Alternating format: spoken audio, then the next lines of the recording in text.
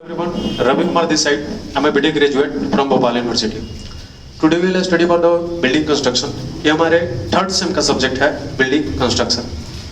इसके बारे में हम लोग पढ़ने वाले हैं कि बिल्डिंग कितने प्रकार के होते हैं. अलग अलग डिवाइडेशन है बिल्डिंग के. अगर जो हॉस्पिटल है, हॉस्पिटल को कौन से बिल्डिंग की कैटेगरी में रखा जाता है. एजुकेशनल बिल्डिंग है, कोचिंग संस्थान, स्कूल, वो कौन से कैटेगरी के अंदर है. मर्चेंट क्या होता है, मर्चेंट बिल्डिंग. बिजनेस बिल्डिंग के अंदर बारे में देखेंगे. ये बहुत सारे टाइप हमारे पास बिल्डिंग के टाइप्स और बिल्डिंग कंपोनेंट्स. बिल्डिंग कंपोनेंट्स कहने का मतलब सपोज ये हमारा घर है. ज्यादा सुंदर नहीं दिख रहा है लेकिन फिर भी समझने के लिए ये हमारा घर है. इस घर को बनाने के लिए ये देखिए बीच में हमारे पास एक ग्राउंड लेवल है इधर साइड से. इस ग्राउंड लेवल के जो नीचे वाले जितने सारे पार्ट हैं ये वाले, ये सब ग्राउंड लेवल से नीचे ये जमीनी स्तर है. यहाँ पे हम लोग जैसे यहाँ पे मैं खड़ा हूँ, अभी तो छत है, यहाँ पे मैं खड़ा हूँ और ये इसके नीचे जो भी ये है जिसको बोलते हैं फाउंडेशन, फुटिंग. तो ये जो नीचे वाले जो स्ट्रक्चर है इस स्ट्रक्चर को बोलते हैं सब स्ट्रक्चर. नीचे वाले जो स्ट्रक्चर है ग्राउंड लेवल से डाउनवर्ड में उसको बोलते हैं सब स्ट्रक्चर. और इसके बारे में हम लोग को पढ़ना है यूनिट नंबर 2 के अंदर, कंस्ट्रक्शन ऑफ सब स्ट्रक्चर. देन अब ये जो निचला पोर्शन है वो तो हमारा बन के तैयार हो चुका है. क्या बनते हैं इसके अंदर, फाउंडेशन क्या होते हैं, कितने प्रकार के होते हैं.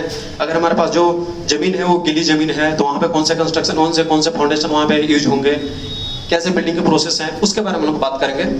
देन ये जो सब स्ट्रक्चर के कंस्ट्रक्शन के बाद सुपर स्ट्रक्चर के कंस्ट्रक्शन में आते हैं. ये जो ऊपर वाले जितने पार्ट हैं हमारे पास वो सुपर स्ट्रक्चर कहलाते हैं. सुपर स्ट्रक्चर कहलाते हैं.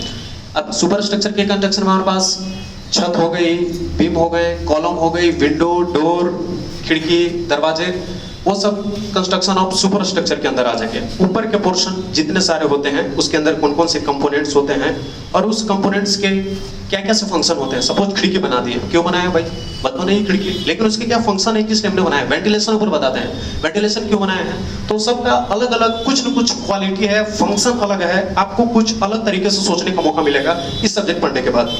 Then come to the next unit number 4 is going to discuss about the building finishing. अब बिल्डिंग नीचे बन गई, ऊपर बन गई, अब बन गई पूरी तरह से. तो क्या हम इसमें रहने चले जाएंगे? नहीं, अभी नहीं रहने वाले हैं.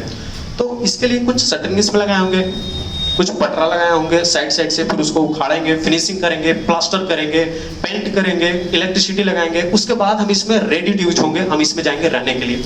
तो उसमें हम लोग देखेंगे यूनिट नंबर 4 के अंदर बिल्डिंग फिनिशिंग के बारे में. प्लास्टर देखेंगे कितने बार प्लास्टर होते हैं, उसकी मिनिमम थिकनेस कितनी होती है. इतना ही थिकनेस क्यों रखेंगे, हम इसे ज्यादा रख देते हैं, मेरे पास पैसा है. तो आखिर एक लिमिटेशन वैल्यू है. लिमिटेशन वैल्यू कहने का मतलब मैंने नहीं कहा, limitation value government of India कहती है. जैसे NBCI 90-70, ये आपके पास एक कोडल प्रोविजन है. कोडल प्रोविजन कहने का मतलब ये है कि इंडिया में कोई भी बिल्डिंग आप बना रहे हैं तो आपके पास इस कोडल प्रोविजन के अंदर आपको चलना पड़ेगा. सपोज अगर आप कॉम्पिटिटिव एग्जाम भी देते हैं तो आपको कोडल प्रोविजन के अंदर चलना पड़ेगा. आपको कोड में क्या लिखा गया है, कितने एक ब्रिक्स होती है, जो ईंट होती है उसकी साइज कितनी होती है, क्यों उतना ही साइज हम लोग रख रहे हैं, उसके बीच में फ्रॉग होते हैं वो क्यों होते हैं. ये सारे प्रोविजन हमारे पास NBCI के अंदर मिल जाएंगे. 1970 में जो बनाया गया था, national, N stand for national building code of India 1970, national building code of India 1970. उसके बारे में देखेंगे थोड़ा डिटेल्स में, जो जो हमें जरूरत पड़ेगी इस स्ट्रक्चर को बनाने के लिए इस कोड की हेल्प से इसको देखेंगे.